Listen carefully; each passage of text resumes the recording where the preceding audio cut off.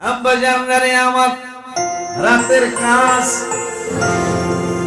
কি কাজ? কোন মানুষ রাতের বেলা কোরআন তেলাওয়াত করে, কোন মানুষ রাতের বেলা 100 রাকাত নফল নামাজ পড়ে, কোন মানুষ প্রতি রাতে সালাতুত তাসবিহ পড়ে, কোন মানুষ প্রতি রাতে 1200 বার 2400 বার দুরূদ শরীফ পড়ে। মানুষ সময় বের করতে পারে না, আর অনেক মানুষ আছে সময় পায় না, তারপরও ইবাদত থেকে যায়। আব্বারে আজকে আমি আপনাদের সামনে একটা আয়াত তেলাওয়াত করেছি। আমার আল্লাহ বললেন যারা ঈমানদার, ওই ঈমানের কাজটা করতে গিয়েই তোদেরকে একটু কষ্ট দিছি, খেলাইস না, খেলাইলো বেলা উঠলে খেলাবি। যেহেতু আল্লাহ বলেছে ঈমানদার যারা, ঈমানের পরে যারা আমল করবে, আমার আল্লাহ বললেন ঈমানের পরে যারা আমল করবে, লাহুম জান্নাতুন তাজরি মিন তাহতিহাল আনহার ও সানুদখিলুহুম জান্নাত, তাদেরকে জান্নাতে দাখিল করা হবে। আমি চিন্তা করলাম ছোট্ট বাবুগুলা, আমার তো তেমন আমল নাই, জানি না কি জবাব দেব আল্লাহর দরবারে, জানি না কেমনে মুখ দেখাবো আমার হাবিবের দরবারে। আমার তো তেমন একটা আমল পুঁজি নাই, তারপর চিন্তা করেছি যেহেতু আল্লাহ বলেছে ঈমানের পরে যদি ভালো আমল করো, তাইলে সানুদখিলুহুম জান্নাত, তোমাদেরকে জান্নাতে দাখিল করা হবে, জান্নাত দেওয়া হবে। আমার আল্লাহকে জান্নাতটা কেমন? যে জান্নাতের নিচে দিয়া ছোট সিনে জারি থাকবে এমন একটা জান্নাত। এরপরে আল্লাহ বললেন এই জান্নাতে তুমি কতদিন থাকবে, কতদিন তোমাদেরকে আমি আল্লাহ রাখবো। আমার আল্লাহ কয় খালিদিনা ফিহা আবাদা, এই জান্নাতে তোমরা চিরকাল চিরদিন থাকবে। যেহেতু ভালো কাজ আমার জীবনে খুব কম, মাহফিল আসছে, ভালো কাজের সময় আসছে, সাত রাস্তায় ভালো কাজের হোটেল, অনেক মব্বাডারে ধন্যবাদ দেই। সাত রাস্তার ভূমি অফিসের সাথে পশ্চিম পাশের দেয়ালে লেখা আছে ভালো কাজের হোটেল, প্রতিদিন দুপুরবেলা একবেলা খানা। এই ভালো কাজের হোটেলটা কি কয়, তুমি যেই কোনো একটা ভালো কাজ কইরা দেখাইতে হবে, তাই নেই ফ্রি দুপুরের খানা।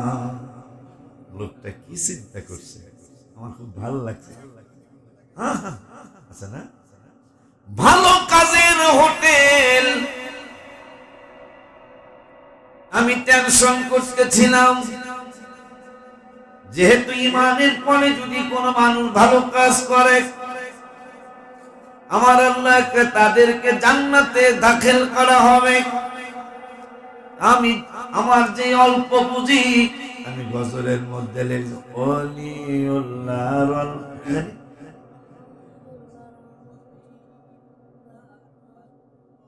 ওলিউল্লাহর অল্প পুঁজি অনেক বেশি গো না। তারপরে মিলাদ কিয়াম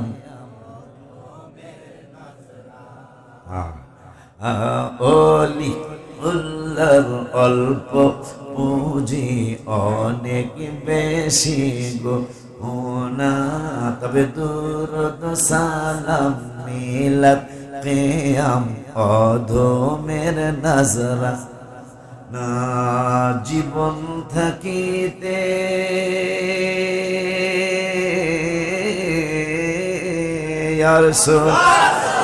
জীবন থাকিতে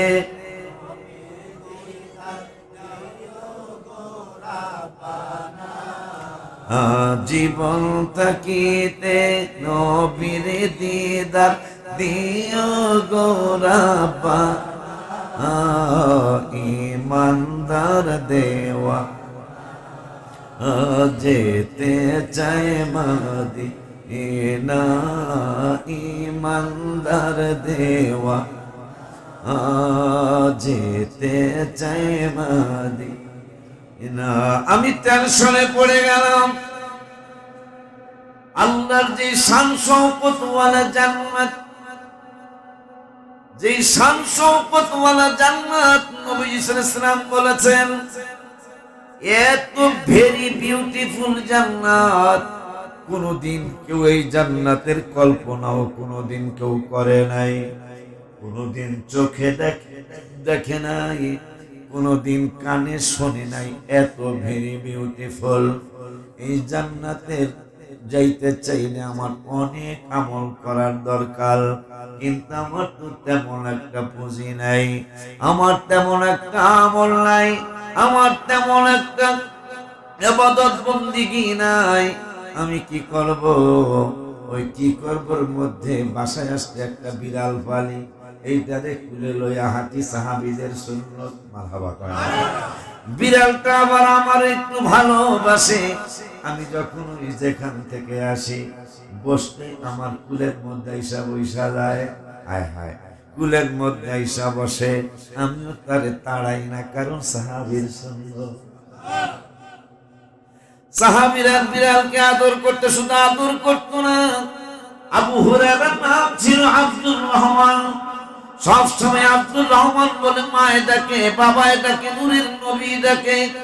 একদিন আবু হুরায়রা আব্দুর রহমান বিড়াল কুলে নিয়ে আসছে। আমার নূরের নবী কয়, আবু হুরায়রা হে বিড়ালের বাপ, সুবহানাল্লাহ। আবু হুরায়রা বিড়াল কুলে লইয়া কান্দে। নূরের নবীকে কান্দ কালো, যদি আমার একটু সময় দেন গো নবী, আমি সাহাবীদেরকে সাক্ষী রেখে একটা কথা বলতে চাই। আপনি রহমাতুল আলামিনকে সাক্ষী রেখে কথা বলতে চাই। কি বলতে চাও? বলতে চাই আমার নাম হইল আব্দুর রহমান, কিন্তু আপনি নূরের নবী, মায়া কইরা আপনি মার নবী, মায়া কইরা আমারে বিড়ালের বাপ বলে ডাক দিয়েছেন। আপনাকে সাক্ষী রেখে আজকে আমি সাহাবীদেরকে জানিয়ে দিলাম। কি জানাবো? আমার নূরের নবী আমাকে আব্দুর রহমান, আব্দুর রহমান নাম না বলে আমাকে বিড়ালের বাপ বলে ডাক দিয়েছে। তোমরা আজকে থেকে আমারে কেউ আর আব্দুর রহমান ডাকবা না, অথচ রহমান তো আল্লাহর একটা নাম। মারহাবা কয় না রে? আকীদা আমাদের কাছে শিখতে হবে না, সাহাবীদের কাছে শিখলেই যথেষ্ট। আল্লাহর নাম একটা আব্দুল, আল্লাহর নাম রহমান, আব্দুর রহমান, রহমানের বান্দা। সুবহানাল্লাহ পায় না? আব্দুর রহমান আল্লাহর ৯৯টা নাম মুবারকের একটা নাম। সেই আব্দুর রহমান নামটা নবীজি একদিন ডাক না দিয়ে ডাক দিলেন এ বিড়ালের বাপ আব্দুর রহমান। আবু হুরায়রা কয়, সাহাবীরা আজকে থেকে তোমরা আমাকে আর কোনদিন আব্দুর রহমান বলবা না। একদম সাহাবীও বেদাত বললো না। তোরা এত বেদাত পাইনি, আমি জানি না। আর রাসূলের দরবারে কেমনে মানুষগুলি নবীর দরবারে মুখ দেখাবে? সাহাবীরা কি বেদাত বোঝে নাই? কথা বলেন না কেন? যে সাহাবীদের শানে কোরআনে শত শত আয়াত, মারহাবা কয় না? সেই সাহাবীরা, সাহাবী আব্দুর রহমান কয়, আর আমারে রহমান বলে ডাক দিবা না। আজকে থেকে আমি যতদিন বাঁচি ততদিন আমারে বিড়ালের বাপ বলে ডাকবা। কেন? নবীজি আমারে বিড়ালের বাপ কইছে। তুমি বাসায় আসলে বিড়াল তারে কুলে লইয়া একটু হাঁটে, আমি খাইতে বসবো, সে এসে আমার কুলের মধ্যে বসবে, আমি তারে আদর করি। কেন? রাসূলের সাহাবীদের সুন্নাত। একটা একটা ভালো কাজ করতে পারলে আমার অন্য কোনো আমল যদি কবুল না হয়, এই ভালো কাজটা যদি আল্লাহর পছন্দ হয়, আল্লাহর শাশ্বতওয়ালা জান্নাতে যাওয়ার তেমন একটা আশা করতে পারি না, আমল পুঁজি কম। কিন্তু একটা ভালো কাজ যদি আমার আল্লাহ কবুল করে, তাইলে গত শুক্রবারের আলোচনা, ইন্নাল্লাহা লা ইয়াজলিমু মিসকালা যাররা, আল্লাহ বলেছেন আমি হাসরে কারো উপর কোনো জুলুম করব না, আল্লাহ জুলুম করবে না। ওই কাজটা যদি ভালো কাজ, সেটা যদি একবারে লাল পিঁপড়াটার সমান হয়, এইটারে ওয়ায়ুতি মিন লাদুনহু আজরান আযীমা, আমি এইটারে অনেক বড় ধরনের পুরস্কার দেব। কেমন বড় ধরনের পুরস্কার আল্লাহ দিতে পারে, তাহলে অল্প একটু শুনুন। জান্নাতি সবচেয়ে একবারে গরিব জান্নাতি যেই বেড়ায়, যারে মানুষ ফকিরনি কইয়াছে, তবে ফকিরনি ফকিরনি, আরেকদিন কইছি কথা, যারে বড় বড় জান্নাতীরা কইব, জান্নাতের বড় বড় জান্নাতীরা, বড় বড় জান্নাতের বাড়ির মালিকেরা আল্লাহ পাখা বানায়া দিব, পাখা দিয়া উইরা উইরা তারা অন্যান্য জান্নাতীরে দেখবো। মানে কি মনে করতেছেন জান্নাত কেমন? পাখির মতো পাখা বানিয়ে দিবে, এই পাখির মতো পাখা নিয়ে তারা সমস্ত জান্নাত ভিজিট করবে। কে কোন অবস্থায় আছে?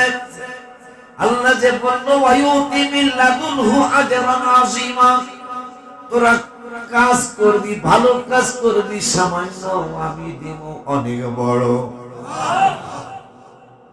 এখন বড় কেমন দিতে পারে একটু শুনি। সবচেয়ে একবারে কম দামি জান্নাত যেই বেড়ার, এই বেড়ার জান্নাতের গেটটা সুবহানাল্লাহ কয় না, যাকে একবারে ছোট্ট জান্নাত দিবে আল্লাহ, তার জান্নাতের গেটটা কোন কিতাবে লেখে 100, কোন কিতাবে লেখে 40, মনে হয় কয়েকদিন আগে দেখলাম 36, অথবা কোন কিতাবে তাফসিরে দেখলাম 3 মাস। সব 100টা বাদ, 100 বছর বাদ দিলাম, 40 বছর বাদ দিলাম, একটা দ্রুতগামী ঘোড়া, সুবহানাল্লাহ কয় না, একটা দ্রুতগামী ঘোড়া, একটা না নীরব, কি জানি একটা বাস আছে না, বিরতিহীন। বিরতিহীন মানে কি? থামবো না। তাফসিরে দেখলাম কত কয়েকদিন আগে, তোমরা তো, আমি যে পারি না যে লেগে আমি রাত 3টা পর্যন্ত তাফসির পড়েছি, সব দিন পারি না, মাঝে মাঝে পড়ি। কিছু কিছু নতুন কথা পাইতে হইলে তোমাকে লেখাপড়া করতে হবে। বক্তারা কেন আপডেট হচ্ছে না জানেন? শুধু মুতাআলা না, মুতাআলা মানে লেখাপড়া করতে চায় না, মুখস্থ ওয়াজ করতে চায়। আব্বা জানলা রে, বাবা জানলা রে, রাত্র 3টা পর্যন্ত যদি তাফসীর পড়া লাগে এই বয়সে, রাত 2টা পর্যন্ত যদি কিতাব পড়া লাগে, আমি তোমাদের কারো নাম নিব না, দর্শনী যে আমি 2জন হুজুর বলল বাজান, আগের ছাত্র এমন তেমন যাই আছে, কিন্তু একজন নতুন ছাত্র, সে 3 মাসের পড়া মাত্র 3 দিনে পড়ছে, আনন্দে মুখটা পড়তেছে। আবারও ছেলে বায়াত হয়ে গেছে। আমি 2জনের চয়েস করছিলাম, আমার আয়েশা বলে হুজুর, আমি আল্লাহর কাছে বলছি, আল্লাহ তুমি আমাকে নিদর্শন দেখাও, আমি এই 2জনের কার কাছে বায়াত গ্রহণ করবো? দুজনেই আমার পছন্দ। হুজুর, রাতের বেলা স্বপ্নে দেখি আপনি আমার স্বপ্নে বায়াত করতেছেন।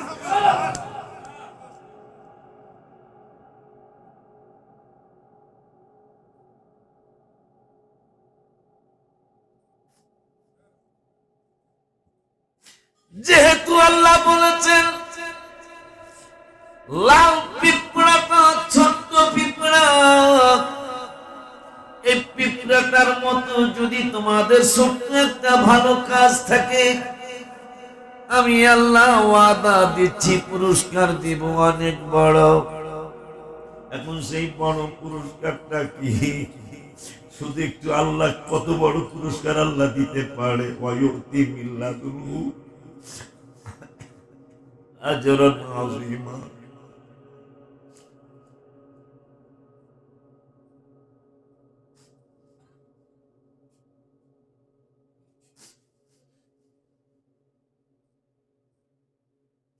কেন মানুষ বুঝে না? কেন মানুষ বুঝে না? বুঝি না। আমরা তো সবাই মরণশীল একদিন আগে আর পরে। সেই ভালো কাজের এখন আল্লাহ অনেক বড় পুরস্কার দিবেন, আল্লাহ নিজে ওয়াদা দিয়েছেন। এখন আল্লাহ কেমন বড় পুরস্কার দিতে পারেন? পাখিওয়ালা, ডানাওয়ালা পাখির মতো উড়বে জান্নাতের ভালো ভালো জান্নাতীরা। তার মধ্যে একবারে নিম্ন শ্রেণীর জান্নাতি যেই বেড়াবেড়ি, এই বেড়াবেড়ির জান্নাতের গেটটা কতটুকু হবে, কত ছোট হবে? 3 মাস যদি বিরতিহীন একটা দ্রুতগামী ঘোড়া দৌড়ায়, 3 মাসে একটা ঘোড়া দৌড়াইয়া বিরতিহীন দৌড়াইয়া যত দূর যেতে পারে। হাদিস শরীফে আছে, তাফসিরে দেখলাম যেই বেড়ায় নিম্ন শ্রেণীর জান্নাতি, তার জান্নাতের গেটটা হবে তত বড়। সুফি মিজান মামা তত বড় গেট বানাইতে পারে। কথা কম না।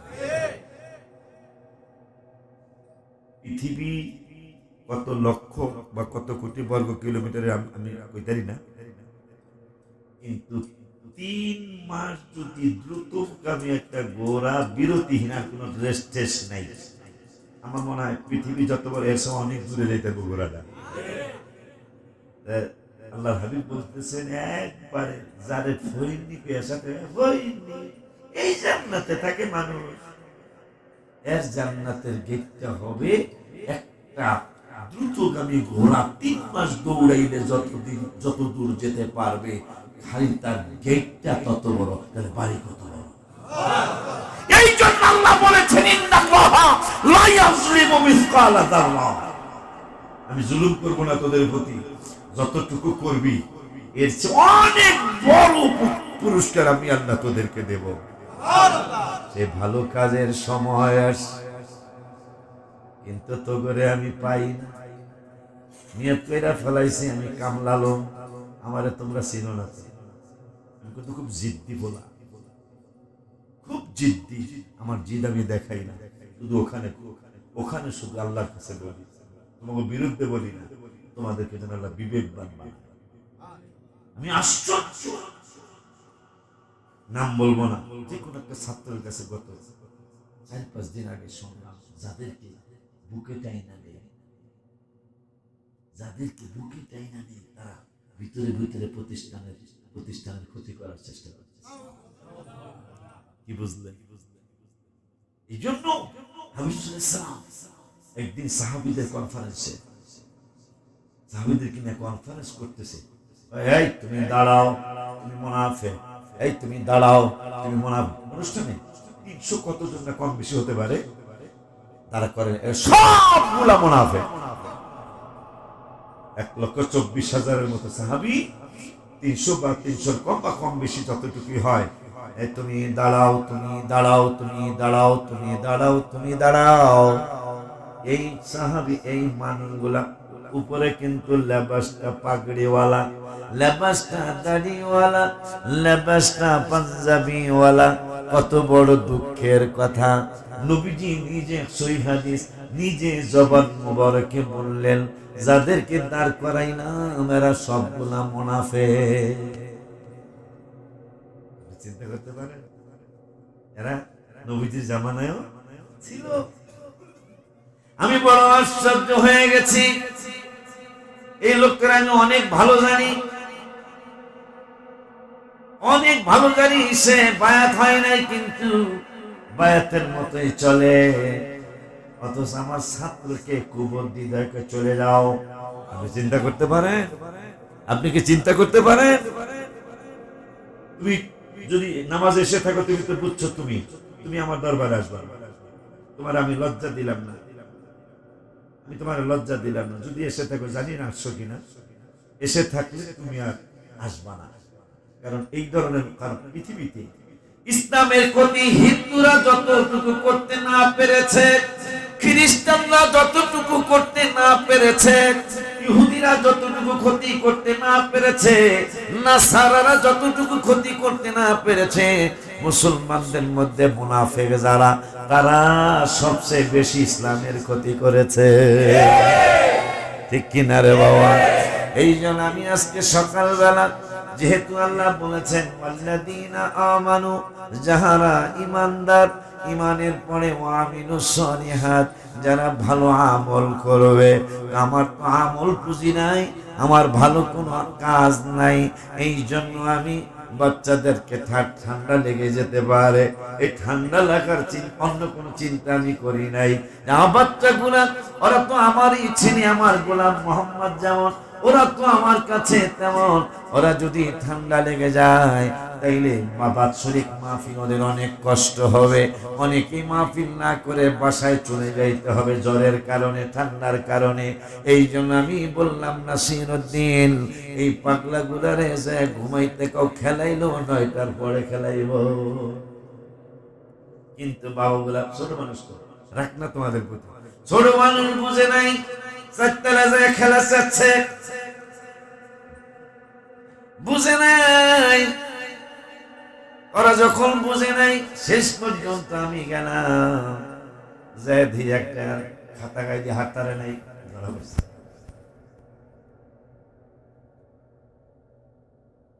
বিড়াল রে কুলে নেওয়া একটা ভালো কাজ।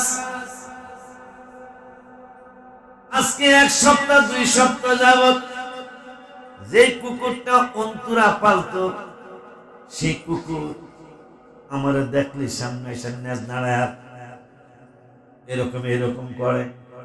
আমি বললাম, সিরাজ, এতদিন আমার কাছে আসে নাই, আমার বাড়ির কুকুরটা আমার সামনে আসতো আগে বাড়ির বাসায়। যেহেতু এইটা আজকে তাফসীর করলাম কুকুরের ব্যাপার, আজকে